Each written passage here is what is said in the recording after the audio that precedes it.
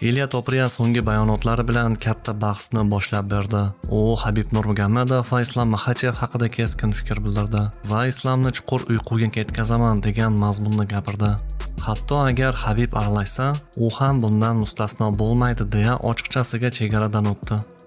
Bu gaplar oddiy trash talk doirasidan chiqib ketdi. Vaziyat shu darajaga yetdiki, Islom va Habibning menejeri masalaga aralashishga majbur bo'ldi va Topuriaga rasmiy tarzda javob qaytardi. Mojaro shu bilan yakunlanmadi. Arman Sarkyan ham sukut saqlamadi va Topurianing gaplariga munosabat bildirdi. Uning javobi Ilyaga nisbatan aniq pozitsiyani ko'rsatib berdi.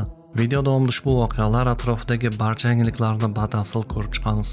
Agar MMA olamidagi eng muhim yangiliklar va chuqur tahlillarni o'tkazib yubormoqchi bo'lmasangiz, kanalga obuna bo'lishni va like bosishni unutmang. Demak, biz boshladik. UFC yengil vazn toifasidagi chempionlik kamarini hali himoya qilmagan Ilya Topuria, Habib Nurmagomedov oldida Islom Makhachevdan yarim o'rta vazn chempionlik kamarini tortib olish haqida gapirishda davom etmoqda. Uning gaplari: Men o'zimning eng katta ustunligimni yerda olib boradigan janglarda deb bilaman. Bu borada o'zimga to'liq ishonaman. Ammo so'nggi paytlarda shuni angladimki, jamoatchilik har doim ham meni yerda ishlayotganimni ko'rishni istamaydi. Tomoshabinlar ko'proq shou, ustunlik va raqibning sindirilishini ko'rishni istaydi. Islom Makhachev bilan bo'ladigan jangda esa vaziyat butunlay boshqacha. Chunki bu jangda odamlar Islomning zaif tomonlarini ochiqchasiga ko'rishni istashmoqda. Uni qulay holatda emas, balki bosim ostida, chiqish yo'li qolmagan paytda ko'rishni istashmoqda. Shu sababli men bu jangni yerga tushirishga shoshilmayman. Uni ataylab stoykada ushlab turaman. Asta-sekin bosimni oshiraman. Kerakli joylarda 2-3 yoki 4 ta aniq zarba bilan uni sindira boshlayman. U charchaydi, o'ziga bo'lgan ishonchini yo'qotadi va oxir-oqibat Habibning ko'z o'ngida taslim bo'lishdan boshqa chorasi qolmaydi. Agar Habib bu jarayonga aralashmoqchi bo'lsa, men buni ham muammo deb hisoblamayman. Kim bo'lishidan qat'iy nazar, men o'sha oktagonda o'zimning ustunligimni ko'rsataman va Habibni ham boshini ezib tashlayman. Hamma bildiki, men va Makhachev o'rtasidagi jangni hamma ko'rishni istaydi va negadir Islom uni qabul qilmadi. Keyin esa juda ko'p gapirdi. Minglab kilometr masofadan turib gapirish va meni tanqid qilish juda oson. Lekin men oktagonga kirganimda men Jack Della Maddalena emasligimni, Dan Hooker emasligimni, sen uchrashgan yigitlarning hammasi emasligimni tushuna boshlaysan. Men butunlay boshqachaman. O'ng qo'lim bilan senga zarba berganimda, seni juda uzoq uyqu kutayotganini ko'rasan. Dada Ilya Topuria.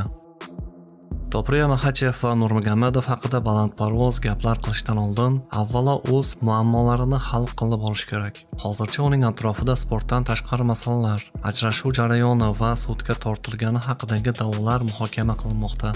Oktagonda esa u hali katta nomlarga qarshi yetarli isbotni ko'rsatib bo'lgani yo'q. Shu paytda esa Islom Makhachev allaqachon natija ko'rsatgan. U 5 hafta oldin Nyu-Yorkdagi UFC 322 turnirida Jack Della Maddalenani hakamlarning qarori bilan mag'lub etdi va chempion bo'ldi. Ana shu sababli ham Ilyaning so'zlari jamoa tomonidan jiddiy qabul qilinmadi va Islomning menejeri bu bayonotlarga aniq javob qaytarishga majbur bo'ldi.